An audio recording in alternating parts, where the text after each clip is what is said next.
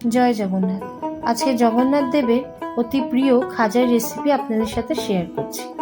একটি বাটিতে 2 কাপ মতো ময়দা এবং তাতে ঘি দিয়ে খুব ভালো মতো ময়াম করে নেব।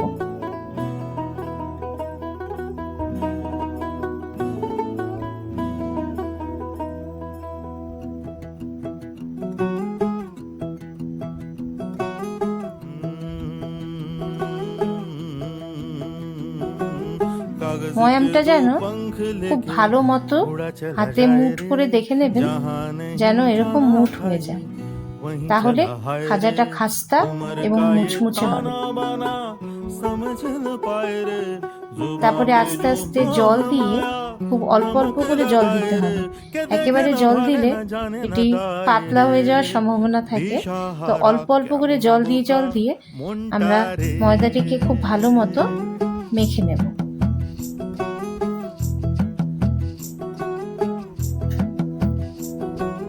कागज के 2 पंख लेके उड़ा चला जाए रे जहां नहीं जाना। তারপরে এইভাবে মেখে খুব ভালো মতো একটা ডো মতো বানিয়ে কিছুক্ষণ রেস্টে আমরা রাখবো।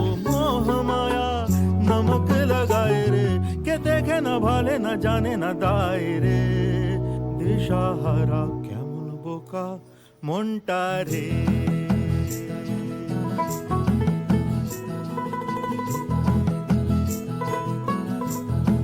যতক্ষণ এটি রেস্টি থাকবে ততক্ষণ আমরা এটা যে শিরাটা সেটা বানিয়ে নেব।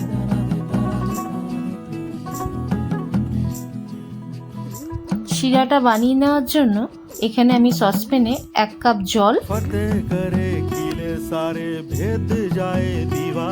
ও 1 বাটি চিনি দিয়ে শিরাটা বানিয়ে নেব।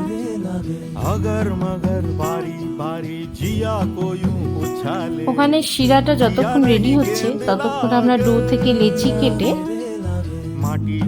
খাজার জন্য রেডি করব।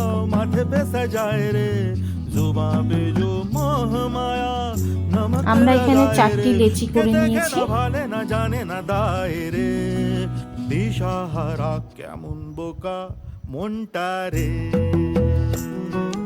এবং মাঝে দেখে নেব শিরাটা কিরকম হচ্ছে। এবারে লেচিগুলোকে আমি একে একে অ্যারোরুট দিয়ে খুব সুন্দর করে বেলে নেব। একটু পাতলা করে বেলবে, তাতে খাজাটা কাটতে এবং ভাজার সময় মুচমুচে সুন্দর হয়।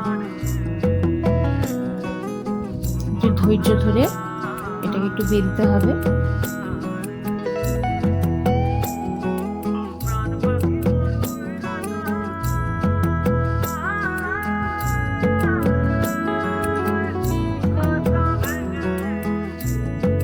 আমরা একে একে একটা একটা করে নিচ্ছি, সুন্দর করে বেলে।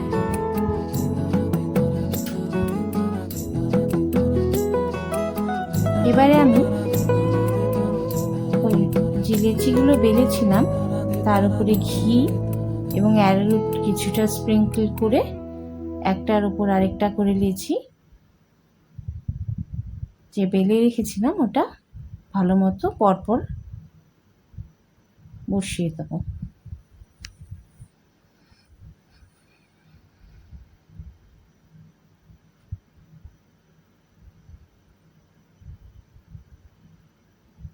এখানে আমি অ্যারোরুট ব্যবহার করেছি।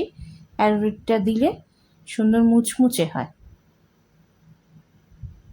আপনারা চাইলে ঘিয়ের পরিবর্তে তেলও ব্যবহার করতে পারেন।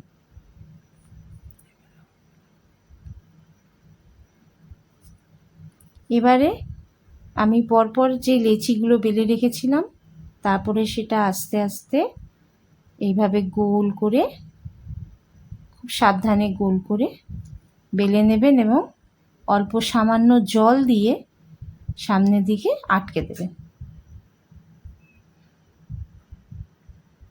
এবারে সামান্য হাত দিয়ে এরকম রোল করে ছুরি দিয়ে একটা একটা করে টুকরো করে ঠিক এইভাবে টুকরোটা করব।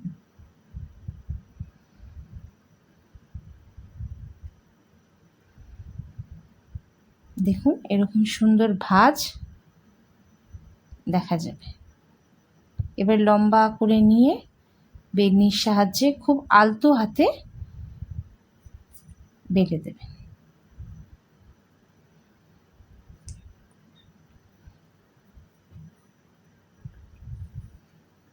এইভাবে আমি এক এক করে সবকটা বেলে রাখছি।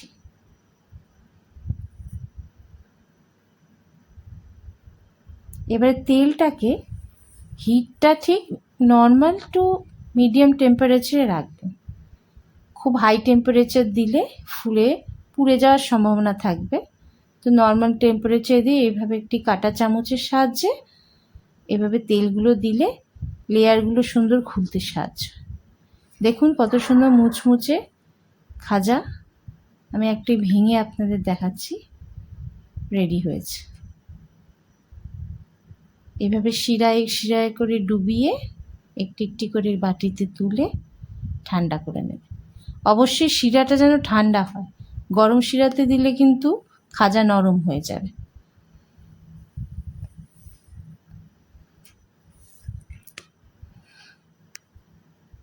এইভাবে বাড়িতে বানিয়ে দেখবেন, জগন্নাথ দেবের অতি প্রিয় খাজার রেসিপি।